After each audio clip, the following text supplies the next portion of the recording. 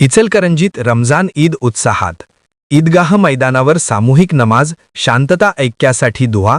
इचलकरंजी व परिसरातील मुस्लिम बांधवांनी शनिवारी पवित्र रमजान ईद मोठ्या उत्साहात व धार्मिक वातावरणात साजरी केली।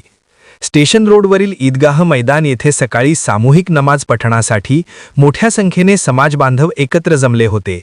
यावेळी जागतिक शांतता, देशातील एकता व अखंडता तसेच जातीय सलोखा कायम राहावा आणि सर्व संकटे दूर व्हावीत यासाठी विशेष दुआ पठण करण्यात आले। नमाजानंतर सर्वांनी एकमेकांना आलिंगन देत ईदच्या शुभेच्छा दिल्या आणि सणाचा आनंद व्यक्त केला। नमाजपूर्वी बयान जामे मस्जिद येथील इमाम मौलाना आशिकिलाही रफीक शेख यांनी केले, तर नमाज पठण हजरत सय्यद मखदूमवली दर्गा येथील इमाम हाफिज महम्मद जाकीर हुसेन शेख यांनी केले। सणानिमित्त कायदा सुव्यवस्था राखण्यासाठी प्रशासनाकडून कडेकोट बंदोबस्त ठेवण्यात आला होता।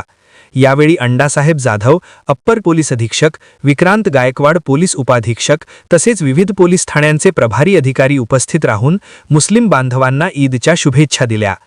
ईदगाह ट्रस्ट व हजरत सय्यद मखदूमवली दर्गा ट्रस्ट यांच्या वतीने संपूर्ण कार्यक्रमाचे नियोजन करण्यात आले होते। कार्यक्रम यशस्वीपणे पार पाडल्याबद्दल बादशाह बागवान व अहमद मुजावर यांनी उपस्थितांचे आभार मानले। दरम्यान नमाज संपल्यानंतर युवकांनी एकमेकांसोबत सेल्फी घेत सणाचा आनंद लुटल्याचे चित्र दिसून आले।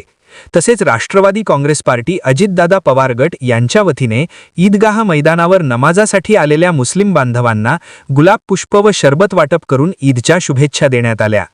वसुंधरा शक्ती न्यूजसाठी पत्रकार विजय तोडकर।